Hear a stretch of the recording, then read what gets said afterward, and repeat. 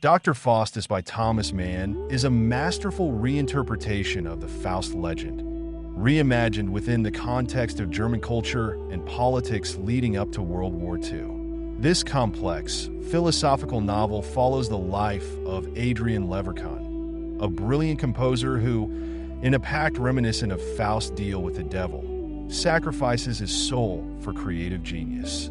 Set against the backdrop of a decaying Germany, Mann's novel weaves elements of mythology, music, and philosophy into a deeply tragic exploration of genius, corruption, and the moral collapse of a nation.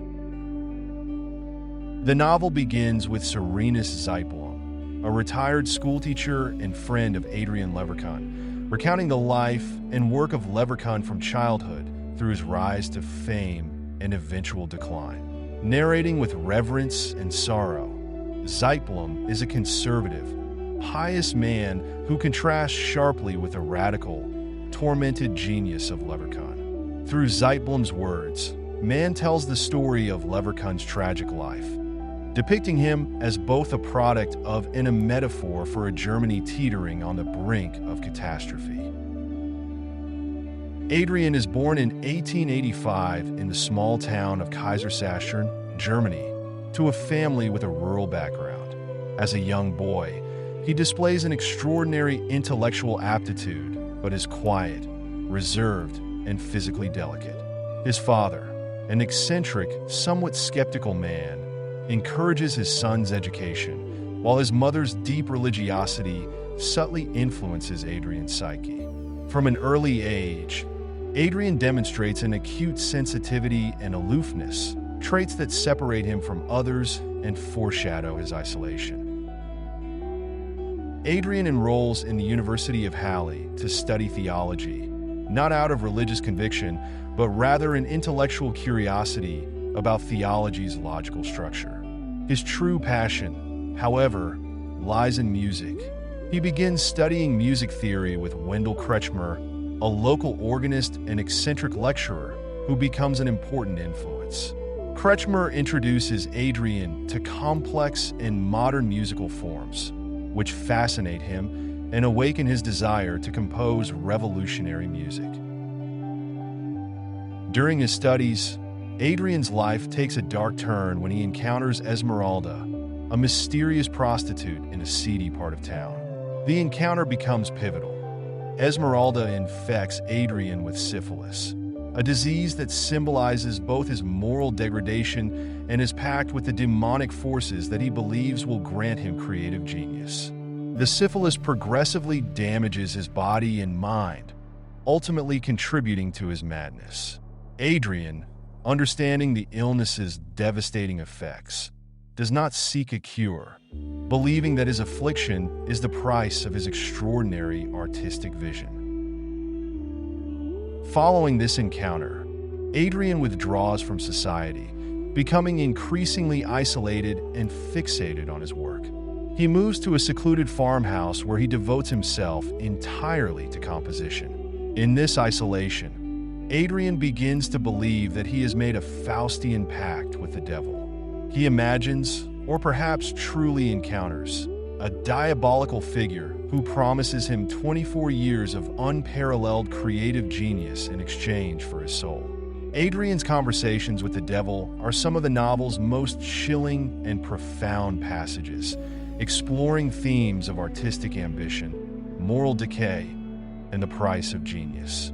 The devil offers him not only technical mastery, but also the ability to compose in ways that defy the limits of human perception, allowing him to create music that transcends traditional boundaries.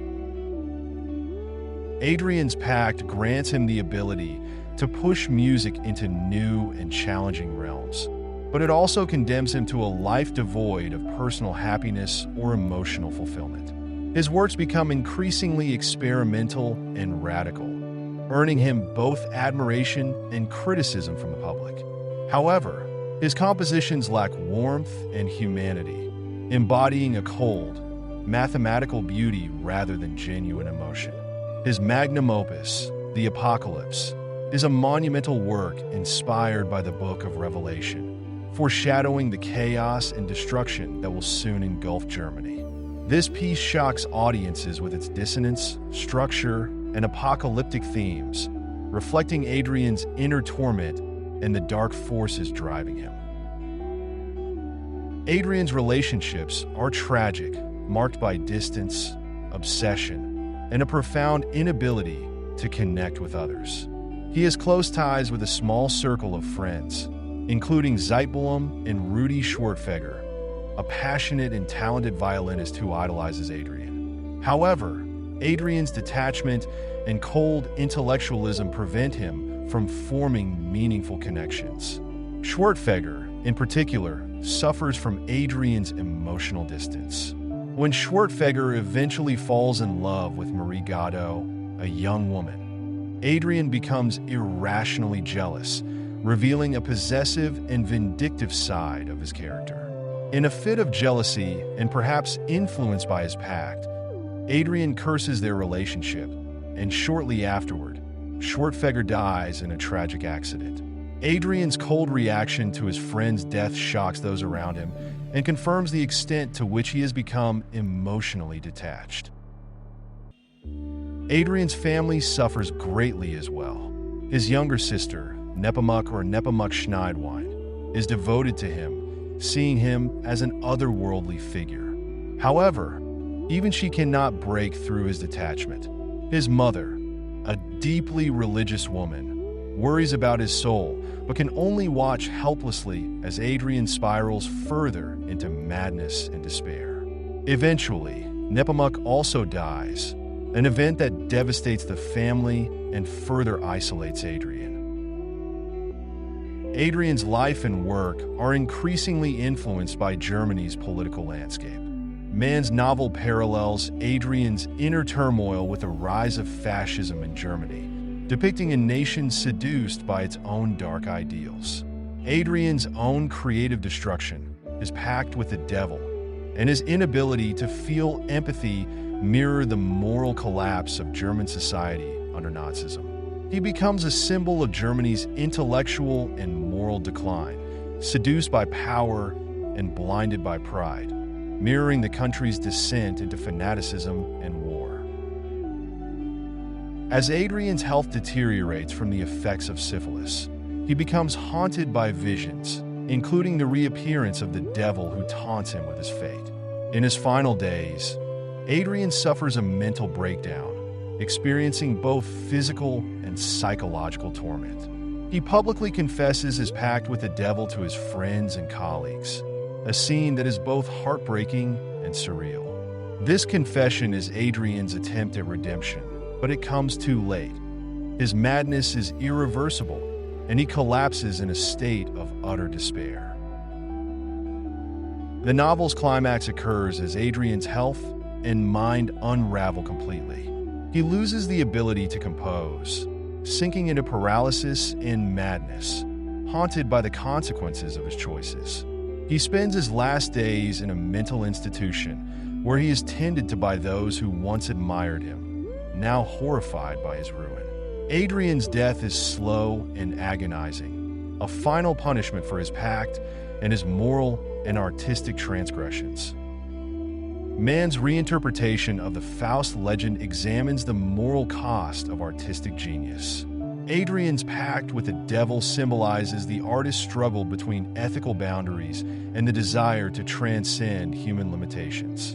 Mann suggests that true genius often comes at a terrible cost, not only to the artist but also to those around them. Adrian's brilliance alienates him from humanity, leaving him emotionally barren and morally compromised.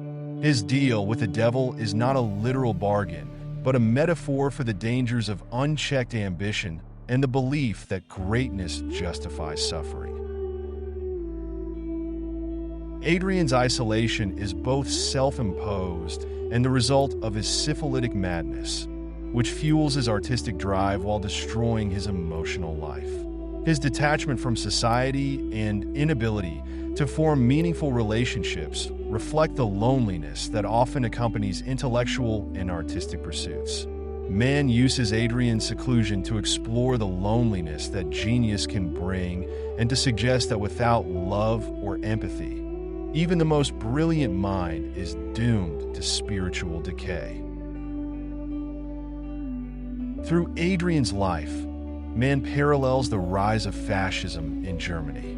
Adrian's pact with the devil mirrors Germany's own pact with authoritarianism, which promised order and strength but ultimately led to destruction. Adrian's obsession with power and disregard for moral responsibility echo the ideological zeal and moral bankruptcy of the Nazi regime. Man's narrative condemns both Adrian and Germany as they become seduced by destructive forces that ultimately consume them. The novel serves as a warning against the dangers of hubris and the allure of power without empathy. Music and art in Dr. Faustus are both Adrian's salvation and his doom. His compositions push the boundaries of music, exploring dissonance and complexity that reflect his inner torment and societal decay. Yet this artistic drive isolates him, leading to his ultimate ruin. Man uses Adrian's relationship with music to question whether art can redeem or only deepen human suffering. For Adrian, art becomes a source of both divine inspiration and demonic possession, an expression of both his highest ideals and his most depraved impulses. The devil in Dr. Faustus is not a simple antagonist, but a reflection of Adrian's own despair and moral decay. His appearances are eerie and intellectually compelling, serving as a personification of Adrian's fears and insecurities. The Devil's Pact with Adrian is a metaphor for the artist's willingness to embrace suffering and sacrifice for greatness, but it also exposes the emptiness at the heart of Adrian's ambition. Man's devil is a symbol of the existential dread that accompanies the human condition, a figure that mocks the idea of transcendence and exposes the futility of seeking meaning in a morally corrupt world. Adrian's physical decline from syphilis mirrors his moral and spiritual decay, symbolizing the consequences of living without empathy or ethical restraint. His relationship with Esmeralda and his willingness to embrace his disease highlight his self-destructive nature, suggesting that even the most gifted individuals are vulnerable to corruption. Man uses Adrian's illness to emphasize the fragility of the human spirit, illustrating that genius without humanity leads only to ruin. Dr. Faustus is a profound and haunting meditation on the nature of genius, morality, and human suffering. Through Adrian Leverkun's tragic life, man explores the dangers of unchecked ambition, the allure of authoritarianism, and the isolation that often accompanies great talent. Adrian's pact with the devil symbolizes Germany's own moral collapse, and his downfall serves as a grim reminder of the price of sacrificing empathy for power. Man's novel is as much a reflection on Germany's political turmoil as it is an exploration of the human condition, capturing the despair and disillusionment of an entire generation scarred by war and authoritarianism. Dr. Faustus remains one of man's most challenging and insightful works, offering a chilling portrayal of a society seduced by darkness and a tragic portrait of an artist destroyed by his own brilliance. Through Zeitblum's mournful narration, man invites readers to consider the true cost of greatness and the ethical responsibility of those who seek to create, leaving us with an unforgettable meditation on the fragile line between genius and madness.